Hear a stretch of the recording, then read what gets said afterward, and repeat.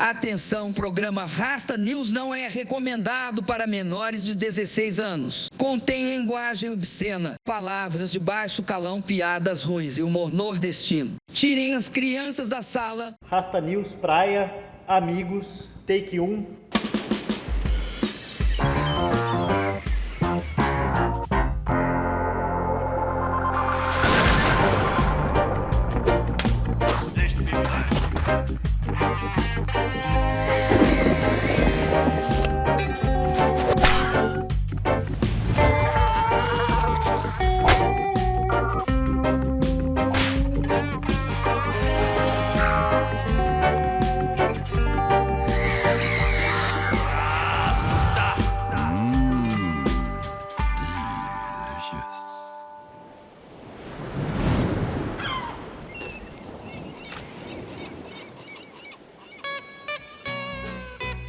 Boa noite, embaixadores, boa noite, rastas e rastas, sejam bem-vindos a mais um Rasta News, o seu jornal semanal isento de notícias. Capachos do FMI, neoliberais vendidos, fascistas, racistas, machistas, puta de beira de pista ou simplesmente amigos.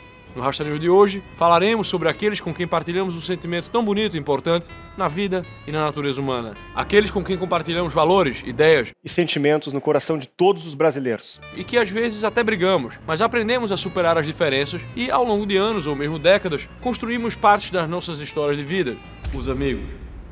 Desde os tempos mais primórdios, quando o filósofo estava aí, a amizade já era definida por ele, em sua ética Nicômaco, como um componente essencial para a chamada boa vida. Rapaziada, vida boa, vida boa. A amizade, de acordo com o filósofo, é uma afinidade marcada pela presença da boa vontade para com o outro e do desejo do bem para o amigo. Ah, meus embaixadores, como é bom ter amigos, não é? Quem se esquecerá da cólera de Aquiles, cantada pela musa através de Homero? Como Aquiles pulou de cabeça. Te agarro pela cabeça, assim pela cabeça, te dou um golpe assim pela cabeça, com toda a minha cabeça e te jogo na própria destruição para vingar a morte de Patroclus. Cena, inclusive, evocada por Sócrates em seu julgamento, ao declarar sua amizade com a sabedoria como uma disposição de ir à morte, para não desonrá-la. Para mim, a melhor cena de amizade da Ilíada não é nem essa, mas é lá no livro 10, quando Patroclus recebe Ajax e Odisseu na tenda de Aquiles para um churrasco. Prova de que os aqueus já sabiam fazer um belo assado. Ele deixa que os troncos de lenha queimem até o final e usa apenas a brasa. Sem chamas escandalosas, como esses chefes escandalosos do mundo anglófono ficam fazendo malabarismo e circo na hora de manusear a carne. Para mim, o maior sinal de amizade é fazer um assado para o amigo como se o fizesse para Deus. Como se esquecer da amizade entre os membros da Sociedade do Anel? Uma das cenas mais emocionantes da Sociedade do Anel acontece logo depois do encontro dos hobbits com o primeiro Nazgûl. Frodo está com um pouco de receio de explicar a situação dele para Sam, Merry e Pippin e a natureza suicida da missão em que ele se encontra. E os hobbits revelam para ele que já sabiam de tudo, que passaram aqueles últimos 17 anos de olho nele e que na verdade estavam ali, prontos para ir com ele à morte. Mas 4 ainda é muito, e ao contrário do que diz a canção do Roberto Carlos, Sam prova que mais vale ter um amigo leal frente à desolação do mundo do que ter 1 milhão de amigos. A Idade Média nos trouxe a famosa definição de Santo Tomás de Aquino, idem veler, idem nole. Todos bango. Amar as mesmas coisas e rejeitar as mesmas coisas. Algo que é verdade sem mentira, certo, muito verdadeiro, mas que parece extravagante nos dias de hoje, de amigos e inimigos de Facebook, em que temos que conciliar uma gama de possibilidades de amizade dentro de um estado secular que incorpora diversos afetos e busca formar uma espécie de amizade com base no território, na língua e na cultura. Desejo, mais uma vez, toda a sorte do mundo a este projeto, já carcomido e erudido por todos os lados, por diversas sanhas de cunho identitário. Desejo toda a sorte do mundo mesmo, desde que eu não pague a conta. Eu mesmo tenho grande afeto pelos meus amigos, especialmente quando a gente se muda de país, é com os amigos que passamos muitos momentos e datas especiais. Louvor Jones, André Belasco, Vini Paletada, Rastanael de Russi, Jopinha, Nando de Morsani, são bons os meus embaixadores por aqui. No Brasil também deixei grandes amizades, como o Babão, que me ensinou a fazer um bom arroz, a não marcar vacilação, ser breve e jamais trazer violão para as festas. Nunca tive problema também de socializar com alguns amigos petistas e pessoalistas, embora muitos desses tenham caído por terra naquele processo de desumanização do outro, típico dessa época em que gente que não deveria nem poder alugar um carro é dotada de título de eleitor em redes sociais. Mas ainda tenho bons amigos à esquerda, como o querido amigo Torreão, muso inspirador do saudoso samba do Torreão dos acadêmicos de Milton Friedman. Diz que, no curso de Ciências Sociais, frequentava bacanais e reuniões da Uni. Torreão, garoto bem intencionado, queria ia fazer pelo proletariado na Universidade Brasileira, onde todo mundo paga brincadeira. No curso de Ciências Sociais, frequentava bacanais e reuniões da Uni. Em defesa do meu amigo Torreão, gostaria de dizer que aquilo foi apenas uma licença poética e que ele jamais se deu ao despautério de frequentar reuniões da Uni. Mas se na vida a amizade é uma afinidade entre almas, na política, as amizades, às vezes, parecem existir somente para obter benefícios, favores e criar oportunidades de engajar-se no milagre na multiplicação da pilhagem do cidadão brasileirinho. Por isso, muitas vezes o eleitor fica confuso ao ver políticos de lados tão diversos se abraçando e sorrindo como se aquela amizade já durasse décadas. Neste caso, pode ser que a amizade aparente não seja verdadeira, ou que seja um idem velho, idem roubo. Por outro lado, muitas das grandes amizades políticas podem ser muito mais sinceras do que essas que só surgem para realizar algum objetivo comum. Amizades muito verdadeiras podem ser singelas e discretas. E eu acho que a amizade mais discreta e que o brasileiro mais teve dificuldade de entender e assimilar por muitos anos foi a do querido amigo Tucano. Eu que na minha juventude petista achava divertido ver aquele bando de almofadinha vestindo aqueles abadás laranja neon, sem saber o que fazer, a não ser votar no PSDB, e a gente virava e falava, aquele cara ali é extrema-direita. O maluco votava no Serra, Fernando Henrique Cardoso, uns socialistas históricos, né? E a gente descia a lenha, chamava de neoliberal, racista e a porra toda. Era bom demais, era grande dia. Agora temos mais uma aproximação pública dos tucanos e petistas. Digo mais uma porque, embora para alguns pareça uma novidade, não é novidade alguma. PT e PSDB já estiveram juntos em outros momentos, como em 1989, quando o líder tucano Mário Covas levou o PSDB a apoiar Lula no segundo turno das eleições presidenciais. O vice na chapa Lula era José Paulo Bisol, nada mais, nada menos do que um dos fundadores do PSDB. Para participar como vice do Lula, Bisol se filiou ao PSB e terminaria, alguns anos depois, se filiando ao próprio Partido dos Trabalhadores. E o FHC? Bom, o nosso FHC estava lá apoiando o Lula em 89, mas já se conheciam de outros carnavais da libertinagem. Em 1978, ainda nos tempos anteriores ao PSDB existir, Mário Covas trouxe o Nove Dedos para trabalhar e panfletar na campanha de FHC ao Senado. Outra figura especial que Mário Covas trouxe para a vida de Lula foi Emílio Odebrecht, a quem Covas já apresentou em 1985. Esse é um baita amigo. Obrigado, amigo. Você é um amigo. Que loucura são esses tucanos. Vou te contar que um tucano que eu adoro é o José Serra. José Serra comedor. Como ele, como a mãe dele que eu conheci também, como a Vânia, que é sua mulher, como o Damião, como a Andréia, como a Dona Maria. Tu vai ver a vida do cara e chega a dar um calafrio. Eu ando assim, como sentindo calos frios. Calafrios. Isso.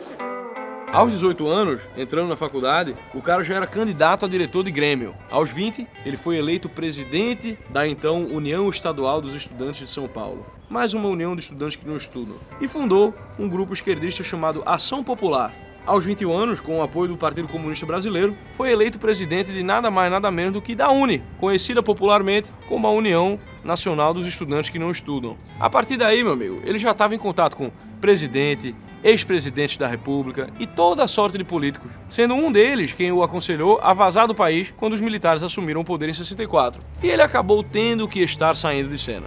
Porra, meu irmão, 18 anos e ao invés de tu ficar na porra da faculdade que estava sendo paga com o nosso imposto, tu já tava nessa de ser candidato, pô.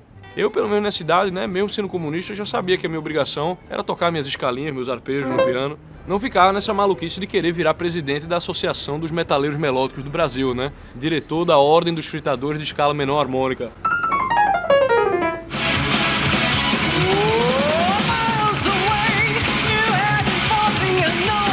Porque, para poder dirigir alguma coisa, primeiro eu precisava aprender algo sobre a vida, né?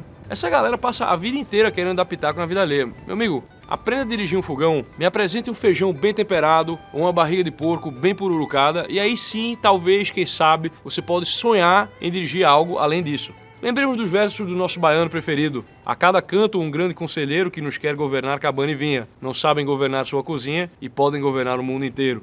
Mas em 2010, tava Zé Serra lá de novo. Comedor. Como secretário, como deputado, como ministro, como governador, como prefeito. Como a menina lá, como a Fabiana Moraes, como esses chefes escandalosos, como o querido amigo Torreão, como presidente, ex-presidente da República e toda a sorte de políticos. E demitiram o editor. E tu olhando o zumbizão ali debatendo com a Gilma, né? Naquele que ficaria marcado como um momento de pior cheque de carisma na história da televisão brasileira.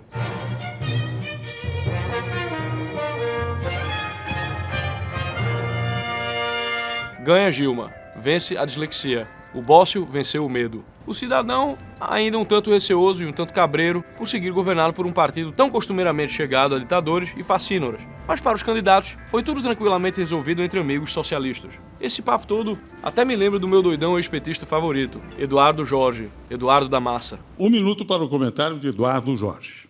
Bom, eu não tenho nada a ver com isso. Um dos fundadores do Partido dos Trabalhadores. Eu me lembro muito bem quando, em 2014, o Dudu levantou o dedo numa entrevista e disse que, mais que amigos, o PT e PSDB são partidos da mesma família. São partidos da mesma família. Você sabe que briga de família é a pior que tem, né? São da mesma família. Eita! Para o desespero do jornalista, que tomou um susto tão grande que até resolveu dar um gole d'água no seu copinho de arco-íris. Enquanto o Dudu completava... Você sabe que briga de família é a pior que tem, né? Óbvio que o susto não era por ser uma informação desconhecida por um jovem tão belo e bem informado quanto aquele jornalista, mas porque na cabeça dessa galera, esse é o tipo de informação verdadeira que não se chega e fala em uma entrevista. Porra, meu, a gente luta contra as fake news, né, meu? Mas também não é pra chegar assim falando todas as verdades. Oh, não, meu! Puta muito injusto, meu! E eu aqui pegando leve, chamando os caras de amigo, e o Dudu Jorge já chega lá entregando que é tudo família, né? Beleza. Só que aí morreu Neves. Isso aí, meus alunos, 10, 20, 30 anos atrás. Qualquer clérigo level 2 com sabedoria 11 ou 12 já saberia. O problema é que no Brasil a média de wisdom do cidadão está no 6 ou 7, e quando o nosso mago level 20, cujo nome é Sobrevivente, já avisava, Ciente Carvalho. Já avisei que vai dar merda isso.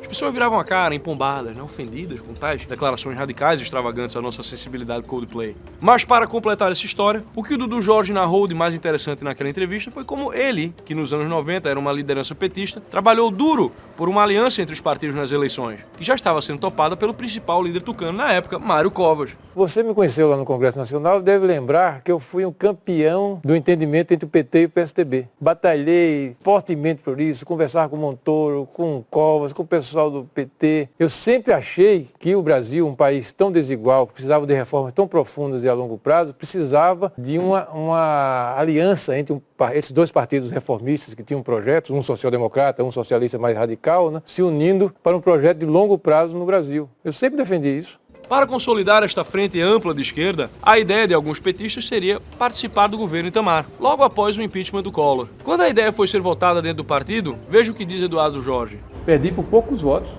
por uma posição que era o seguinte: não, nós somos oposição ao Itamar, o Lula é o maior líder popular, foi o maior líder do impeachment e vai levar tudo na próxima eleição. Novamente aquela mentalidade de colocar o partido acima do país. Pois bem, não levaram. O plano real surgiu no meio do caminho, deu certo, e quem acabou ganhando foi o FHC. E assim surgia a rivalidade falsa que iria distanciar os dois partidos de esquerda pela disputa de eleições por 20 anos. Eleições em que tínhamos 50 tons de vermelho, em que era a esquerda da esquerda que combatia a esquerda, e no meio tínhamos outros tons de vermelho, como o rosa glande do PMDB. É a esquerda da esquerda, contra a esquerda, e a esquerda da esquerda. Porém, apesar do distanciamento público, ainda havia algo que unia e fortalecia os dois partidos amigos, uma pretendida dança das cadeiras no poder. Aliás, provavelmente mais pretendida pelo PSDB, que achou que seguiria sendo relevante no cenário político e disputando com o PT. Já o Partido dos Trabalhadores, que é um partido mais malandro, sabia que com aquele bando de tucano insosso não haveria dança das cadeiras, nem dança das tesouras, mas que cumpririam muito bem para o papel daquele amiguinho mais novo, pequeno, fraquinho, perdido, que entra no jogo e acha que está participando, mas que todo mundo sabe que ele é o café com leite, menos o próprio guri. Uma amizade tão duradoura e bonita me faz lembrar do homem da voz de veludo, o cantor Muito Mais Cimento, que em uma de suas canções já dizia: amigo é coisa para se guardar no lado esquerdo do peito, mesmo que o tempo e a distância digam não, mesmo brigando na eleição, o que importa é seguir controlando toda a situação. Realmente, de fato, a amizade é algo importante na vida. Ouvi dizer, pelo Correio das Bruxas, até que o Haddad seria o companheiro responsável por ter sugerido ao Lula que ele se aproximasse do amigo Alckmin. O mesmo Haddad que há alguns anos teve um vídeo em que comparava o tucano Serra e Hitler, postado em seu site por um dos seus editores. Serra chiou, Haddad pediu desculpas, tiraram o vídeo do ar, demitiram o editor. Mas não convenceram o Rasta e os embaixadores de que este tipo de mentalidade não foi criado por eles mesmos ao longo dos anos. E é por isso que agora vemos o picolé de chuchu em versão parça do Lula. Obviamente que imediatamente a internet inteira se bolou e começou a comentar e se perguntar: o que é isso? O que é isso aqui? Mas o que é isso? O que é isso aqui? Mas tão logo foi feita a pergunta, já apareceu uma legião de comentadores, opinadores e jornalistas, como a menina lá do Intercept Brasil, defendendo, justificando e alguns até exaltando a aproximação e criticando quem critica. É uma porcaria tão grande que parece que essa porra foi escrita por um adolescente de 15 anos que acabou o web namoro. Segundamente, que, de acordo com a doutora, a imprensa trata de tudo de maneira polarizada, focada em adjetivar os personagens e não permite que se negocie, que se faça política. A cobertura jornalística reduz tudo a um fla-flu. Minha filha, pra começar, existe muito mais dignidade em um fla-flu do que em um almoço do Lula com Alckmin. Tu quer criticar a imprensa por ter tornado a política em briga, enquanto tu mesma compara um clássico tão charmoso, tão bonito do nosso futebol, onde já teve o homem mais bonito desse mundo, o Renato Gaúcho, em campo, com as tretas raivosas da política. Pois saiba que essa tua impressão sobre o futebol é nada, além de um fruto da cobertura sensacionalista que os seus irmãos jornalistas fazem sobre o futebol. Então você veja se você respeite os clubes do nosso grande futebol, porque clube de futebol não tem o costume de ficar escrevendo lei, regulando, taxando o cidadão para transferir renda dele para a barriga de funcionário público, não. E muito menos parindo ou financiando ditadura. Você procure saber quantas famílias estão rachadas e magoadas há anos por causa da final de um campeonato carioca. O futebol é a arte e a alegria do povo brasileiro. Tivemos a dupla Romário e Bebeto, camisa 7, é o Bebeto. Ronaldo, fenômeno, fofômeno, o primeiro futebolista anarcocapitalista do futebol mundial. Além de Zico, o camisa 10 da Gávea, Renato Gaúcho, o homem mais bonito deste mundo. Alegra meu coração de vagabundo. E Garrincha, com a sua alegria nas pernas. E ninguém mais, ninguém menos que Rei Pelé, o rei, o monarca do futebol. Nós somos pentacampeões do mundo, minha filha. Me diga aí, quantas Libertadores o teu partido político de coração já ganhou? Teu partido já ganhou o Mundial? Pois é, o Palmeiras também não. É por isso que tu tá aí toda cheia de afetação com esse texto escroto, né? Repetindo uma expressão escrota que compara uma coisa tão bonita com essa fofocagem política que tu adora. Pois saiba que o máximo que o teu partido de coração vai ganhar neste mundo é uma eleição para obter o poder de ficar atazanando a vida do cidadão. Deve ser uma dessa aí, né? Que fica lendo noticiário político todo dia, né? E tem orgulho de ser... Eu sou bem informada sobre as coisas, estou envolvida. Mas na verdade é apenas mais uma tarada por política. Se tem briga de torcida de futebol, é porque a gente tem alguns orques de inteligência 3 que pensam o futebol como se fosse política, e não o contrário. Então, minha filha, você veja se você me faz o favor de deixar o nosso futebol em paz, ok? Você não me abra mais a boca aqui nessa casa pra falar do meu futebol. Deixa o menino Ney em paz, que ele nos dá muito mais alegria sonegando impostos que o teu político proxeneta cobrando-os. Aí depois, essa matéria ainda diz que essa tal polarização está colocando numa mesma balança extrema-direita e centro-esquerda. Ora, mas é uma tremenda injustiça. Estão colocando o pobre PSDB junto da extrema-direita. Que ato mais antidemocrático? Pô, minha filha, do que é que você tá falando? Não foi justamente a porra da esquerda petista que colocou o PSDB na extrema-direita, agora é centro-esquerda. Foi o lulismo que propagandeou a ideia de um PSDB neoliberal, fascista. Fascista! Quem que gritou fascista? Quem que gritou fascista? Denuncia esse doido! Quem que gritou fascista?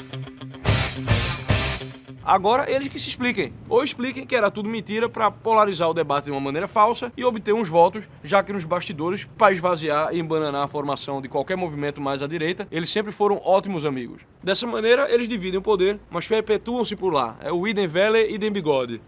E falando em bigode, está na hora do nosso troféu bigodagem.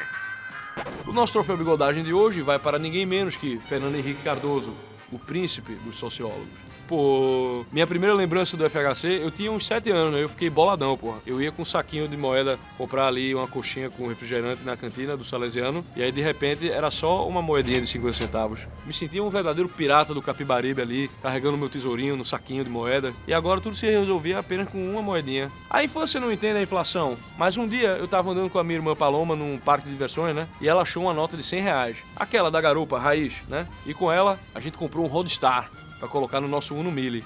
Hoje, né, 100 reais não dá nem pra levar a avó do bolso pra tomar um banho de sol, né? Eu também tenho umas economias aqui comigo que eu posso já dar de entrada pro senhor e o restante eu vou parcelando. Tenho aqui 10,60, ó. Abri a mão.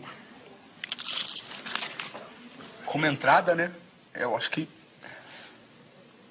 Isso aqui não dá nem pra levar a sua avó pra tomar banho de som, estamos aí.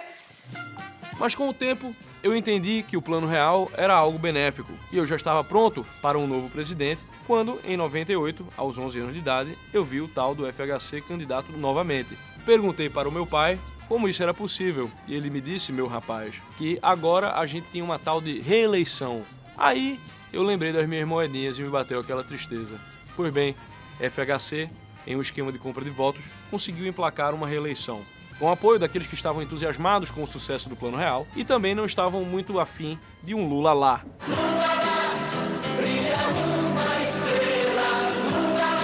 Pois naquela época, poucas pessoas sabiam que o Molusco seria o melhor amigo de banqueiros da história deste país. Eu sou o cara que os banqueiros menos gostam. A ideia era mais uma porcaria importada da América e a justificativa era que 4 anos era muito pouco para que a pleiade de anjos que ocupam as nossas esferas políticas pudesse fazer algo de significativo pro país. Olha, meu filho, então baixa para 2 anos essa merda. Porque, pelo amor de Deus, o problema do Brasil nunca foi não dar tempo de fazer as coisas, mas sim gente demais, com projeto demais, com tempo demais, desejando fazer coisa demais, com dinheiro demais. É pelos estudantes, é pelos idosos, é o Salve Professorinha, é Ministério da Costura, é da Pesca, é pasta que não acaba mais. E problemas que eu nem saberia que tinha não fosse um ministério que está lá para ajudar a criá-lo. É muita falcatrua e um tantinho assim de vadiagem. A reeleição trouxe o que há de pior na alma do que há de pior no material humano do país. Assim como um relógio parado acerta 2 vezes no dia, o coroné e gamer preferido da HP, Tiro Gomes, já bem apontou o problema. A vida do primeiro mandato vira a busca da reeleição para quem está no cargo e a vida do primeiro mandato vira a busca de tentar derrubar a todo custo esse presidente, na esperança de que ele faça um péssimo governo e não possa se reeleger. Pois bem, nosso príncipe dos sociólogos, FHC, já demonstrou seu arrependimento e confessou que a ideia não foi lá uma grande ideia, que figuraria ali no top 5 das grandes ideias da humanidade, né, onde figura ali o direito à liberdade, à propriedade privada, a roda, o astrolábio, usar o fogo para cozinhar a costela, né? A reeleição não emplacou nesse rol tão excelso. Muito pelo contrário, a reeleição poderia ganhar realmente um lugar muito abaixo ali do bottom 5, o rol das piores ideias da humanidade, onde figuram as heresias dos cátaros e dos pelagienses, a teoria do valor-trabalho, a pia de base quadrada e engenheiro do Havaí. Tudo bem, seu FHC, eu aceito seu arrependimento, mas o senhor vai pagar por isso? Não vai, né? Não consegue, né? Então aceite, humildemente, o nosso troféu Bigodagem por todo o serviço prestado à expansão e manutenção do socialismo dinheirista dos seus amigos íntimos, pela alimentação do palanque de psicofantas histéricos que se odeiam exotericamente, mas se amam e nos mamam esotericamente. A base de mais essa etapa da República, a República das Tesouras. Fim de papo, FHC, troféu Bigodagem. Era pra tu cagar esse abacaxi de lado aqui, viu, irmão? Rasta, você se considera um reacionário? No mesmo sentido que Nelson Rodrigues, né? Eu reajo a tudo que não presta. Rasta, qual o seu santo de devoção? Ah, minha filha, eu atiro ali pra todos os lados, né? Pra cada um uma reza, ver se algum lá deixa a porta meio aberta ali pro Rastão entrar na 0 hora quando ninguém estiver vendo. Boa noite, Rasta. Como você vê o mundo daqui a 10 anos? Espero que sem a necessidade de óculos. Rasta, o que você acha de guardar o sábado ao invés do domingo? Olha, por mim eu guardava a semana inteira, né? Rasta, qual Rasta News você mais curtiu fazer? Olha, é difícil dizer porque em todos eu trabalhei, né? Mas eu acho que eu trabalhei menos no da burocracia, porque o Estado já veio com a piada pronta, né?